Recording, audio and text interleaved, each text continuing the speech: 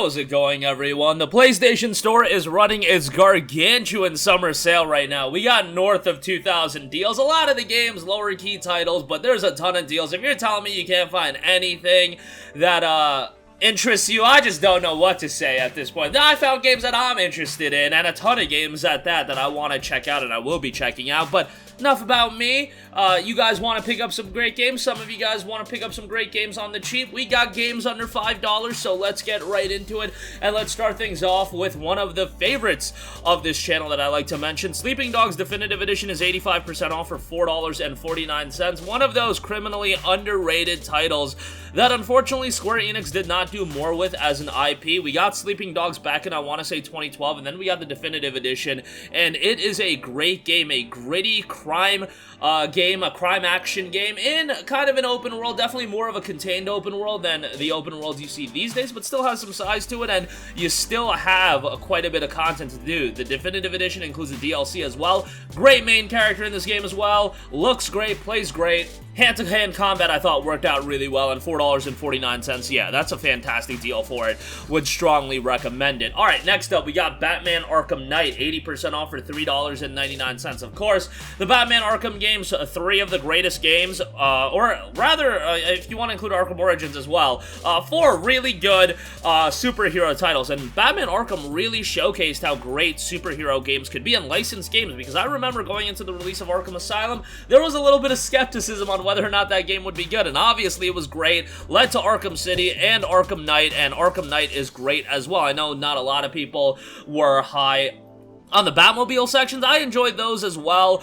Visually, it looked great, and yeah, solid game with a lot of content, bigger world than the other two titles. If you've never played Arkham Asylum or Arkham City, check out the Batman Arkham Collection. That's 85% off for $9. That's a great buy as well. Would strongly recommend it. Alright, next up, we got Tomb Raider Definitive Edition, 85% off for $3. If you follow this channel, you know how much I have been enjoying the Tomb Raider game since the 2013 soft reboot, the origin story of Lara Croft. I think these games have been fantastic. I put them right on par with the Uncharted games, and sometimes people think that's absolutely blasphemy, but I thought Tomb Raider 2013 was excellent. Not as good as Rise of the Tomb Raider, but hey, you want to start off the game sequentially, start off with Tomb Raider Definitive Edition. It's a great game, and it's not one of those games that's going to take you, you know, 40-50 hours, of course. You can beat it over a weekend. It'll be a solid 7 to 10 hour experience, but really enjoyed the game and thought it was a very well-made game start to finish. Alright, next up, we got Deus Ex Mankind Divided, 85% off for $4.49. Man, I could talk about Deus Ex forever because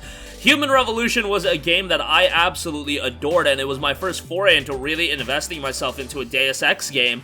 Came out on the PlayStation 3 back in 2011, and I was so excited for the release of Mankind Divided. Maybe a little bit too excited, because Mankind Divided ultimately left me wanting a little bit more. I thought from a gameplay standpoint, it was a really nice improvement over Human Revolution, excuse me, but Mankind Divided really did falter in some narrative aspects. I think there's a lot more legs to Deus Ex as an IP. Hopefully, whoever has the IP now does a good job with it, but Deus Ex Mankind Divided is still a solid action RPG, and now that you're getting it for $4.49, think it's a high-quality pickup.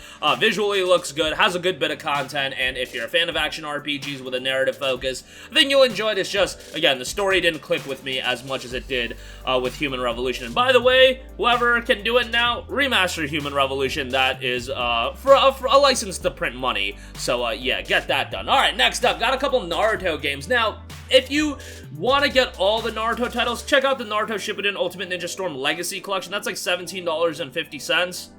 But if you're on a budget and you want to check out one or two of the titles, I would recommend either to check out Naruto Storm 2, which is $4.99, or Naruto Storm 3, which is also $4.99. Now, if you're getting into these games from a single-player standpoint, Storm 2 does a good job, and it covers, in my opinion, the best period to be, like, a Naruto watcher, the beginning of Shippuden up until the end of the Naruto and Pain fight. I think that arc is just, that stretch of episodes, I think, was top tier. And going through it in a video game actually does a really good job. Storm 2 takes some of those fights and makes them really well done in a video game style. Storm 3 is very good as well.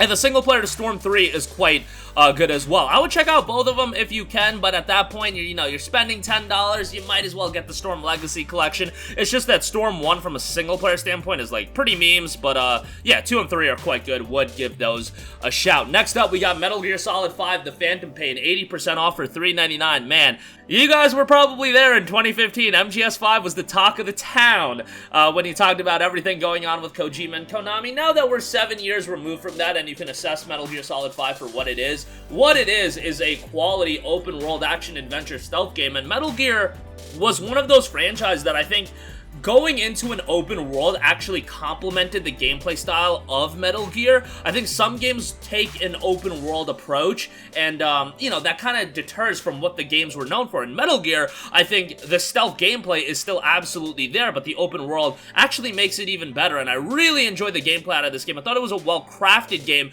Narratively, I know it's quite a bit different than the other Metal Gear games in that a lot of the narrative is told through the use of cassette tapes. But I found myself getting pretty immersed, I was not gonna lie. Like, I remember, listening to some of those cassette tapes multiple times to really understand what was going on, and I enjoyed the game quite a bit. For $3.99, I think it's a solid pickup, and I would give it a recommendation. Alright, next up, we got Cat Quest, 80% off for $2.59. Look, if you were the kind of person that was getting whooped by Elden Ring, and you need something charming, you need something a little bit more easygoing, Cat Quest is the game for you, and cats seem to be in right now because of Stray.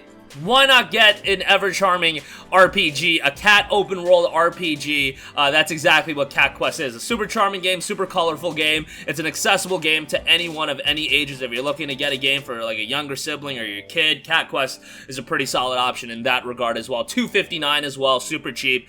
Check it out if you want something a little bit more on the easier and cutesy side. Alright, next up, Dragon's Dogma Dark Arisen, 84% off for $4.79. Now, Dragon's Dogma, if you play it in 2022, you're going to notice that it's not a perfect game. It definitely has its sloppy elements. However, it is a very, very challenging and rewarding game at the same time. There's a lot of different ways to approach the gameplay, and it does have a lot of content. This version has the Dark Arisen expansion that came out after the fact, but it's a solid game. It's just go into it with your expectations in line. It came out, close to a decade ago at this point, but we are getting a Dragon's Dogma 2. It seems like there's quite a bit of buzz surrounding Dragon's Dogma.